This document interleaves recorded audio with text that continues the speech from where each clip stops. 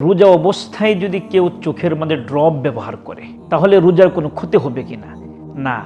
যদি কেউ চোখে ড্রপ ব্যবহার করে, ওষুধ ব্যবহার করে এবং সেটা ভিতরে যাওয়ার ক্ষেত্রে গলার মধ্যে অনুভূত হয়, তবু এই কারণে রোজা ভাঙবে না, নষ্ট হবে না।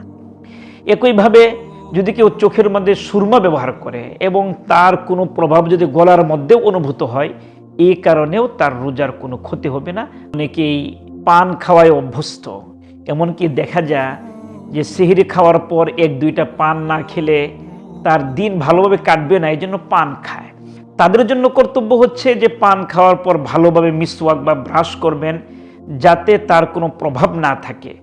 ভালোভাবে মিসওয়াক বা ব্রাশ করার পর, মুখ ধোয়ার পর, এরপরেও যদি পরবর্তীতে কোনো লালচে ভাব দেখা যায়, এই কারণেও তার রোজার কোনো ক্ষতি হবে না, রোজা সহি সালামতে থাকবে। কুলি করার পর মুখের মধ্যে যে একটু আর্দ্রতা থাকে, ভিজা ভিজা ভাব থাকে, এই কারণে রোজার কোনো ক্ষতি হবে কিনা?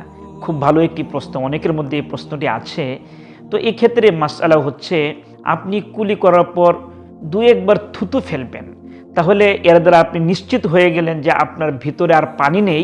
তবে এরপরে যা আছে এটা হলো আর্দ্রতা, এটা গিলার দ্বারা আপনার রোজার কোনো ক্ষতি হবে না। রোজা অবস্থায় অনেক সময় আমরা যেহেতু সেহরি খাই, এরপর ঢেকুর আসতে পারে এবং ঢেকুরের সাথে সাথে সামান্য পানিও কখনো কখনো এসে যায়, এবং আসার পর যদি তা একাকীভাবেই নিজে নিজে আবার ভিতরে চলে যায়, এ কারণে রোজার কোনো ক্ষতি হবে না। অনেক সময় আমরা টেনশনে পড়ে যাই যে আমার তো ঢেকুর আসলো, সাথে পানিও আসলো, আবার ভিতরে গেল, এতে আমার রোজার নষ্ট হয়ে গেল কিনা।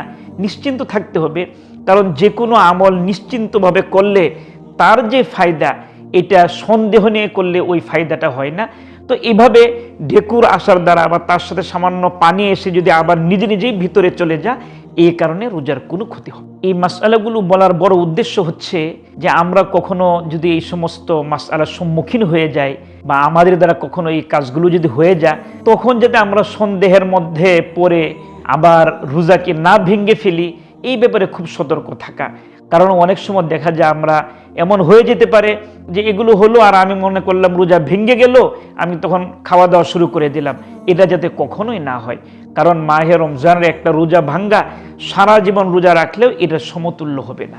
এজন্য আমরা খুব সতর্কতার সাথে মাহে রমজানের প্রতিটি রোজা ইনশাআল্লাহ রাখবো। আল্লাহ তাআলা আমাদেরকে তৌফিক দান করুন।